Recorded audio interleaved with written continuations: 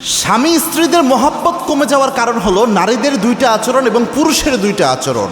এই চারটা আচরণ যে স্বামী স্ত্রীর মধ্যে থাকে তাদের মহব্বত আস্তে আস্তে আস্তে কমে যায় এবং একটা সময় এমন হয় তিক্ততা চলে আসে। স্বামী স্ত্রীকে সহ্য করতে পারে না, স্ত্রী স্বামীকে সহ্য করতে পারে না, স্ত্রীকে পুরাতন পুরাতন মনে হয়, এরকম একটা অবস্থা চলে আসে। মারাত্মক বিষয়। এই জিনিসগুলো সতর্ক থাকা উচিত প্রত্যেক বিবাহিত এবং অবিবাহিতদের, এটা জেনে নেওয়া উচিত। তার মধ্যে মেয়েদের প্রথম যে খারাপ আচরণ সেটা হচ্ছে অনেক মেয়ে রয়েছে দেখবেন স্বামীর নাশুকরি করে।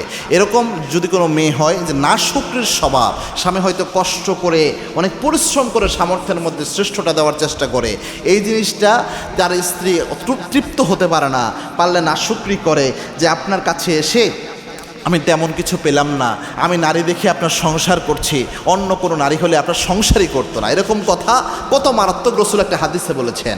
আল্লাহর হাবিব সাল্লাল্লাহু আলাইহি ওয়াসাল্লাম মিরাজের রাতে যখন জাহান্নাম পরিভ্রমণ করলেন, জাহান্নামের দৃশ্য দেখে এসে রসুল পরের দিন বললেন যে জাহান্নামে আমি বেশি দেখেছি নারীরা জাহান্নামী হয়ে যায়। তার কারণ হলো দুটা। এক নাম্বার কারণ হচ্ছে আনতাকফুরুনাল আশিরা, যেই নারীরা বেশি বেশি স্বামীর নাশুকরি করে, স্বামীর নাশুকরির কারণে নারীরা বেশি জাহান্নামী হয়। এটা নিষিদ্ধ একটা বিষয়। আপনি স্বামীর নাশুকরি করতে পারবেন না। অল্প যদি দিতে পারে স্বামী, ওটাই সন্তুষ্ট হন। আপনি দোয়া করেন স্বামীর জন্য যেন আরও বরকত দেয় স্বামীকে।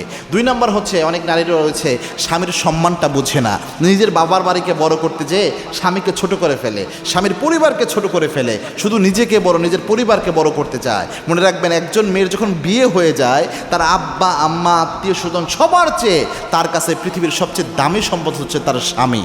এটা গুরুত্বপূর্ণ একটা বিষয়। এজন্য এই দুটো আচরণ মেয়েদের পরিবর্তন করা উচিত। আর ছেলেদের ক্ষেত্রে যেটা হয়, স্ত্রীর কোনো কেয়ার সে নেয় না, স্ত্রীর কোনো মূল্যায়ন অনেক ছেলের মধ্যে থাকে না, যার কারণে স্ত্রী এটা মানসিক যন্ত্রণায় ভুগে যে আমার স্বামীর কাছে সবার মূল্য আছে, আমি তার স্ত্রী, আমারই মূল্য নাই। আর ছেলেটা মনে করে যে আমার বউ তো আমার বই, আর মূল্যায়ন করে কি হবে। কিন্তু না প্রিয় ভাই, আপনার সবচেয়ে মূল্যায়নটা আপনার স্ত্রীকেও আপনার দিতে হবে, কারণ স্ত্রী যেমন তেমন বস্তু নয়।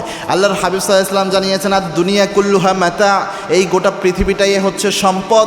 ও খৈরুল মাতা আদ দুনিয়াল মারআতু সালিহা, এই দুনিয়ায় যত সম্পদ রয়েছে আপনার কাছে সবচেয়ে দামি সম্পদ হচ্ছে আপনার নেককার স্ত্রী। নেককার স্ত্রী, আল্লাহর হাবিব বলেছেন, দুনিয়ার সব সম্পদের মধ্যে সবচেয়ে দামি সম্পদ। সুতরাং আপনার স্ত্রীকে আপনি অবমূল্যায়ন করেন কেমনে, এত ডিসরেসপেক্ট করেন কেমনে, এত বেখেয়াল তার প্রতি আপনি থাকেন কেমনে, এটা যেন না হয়।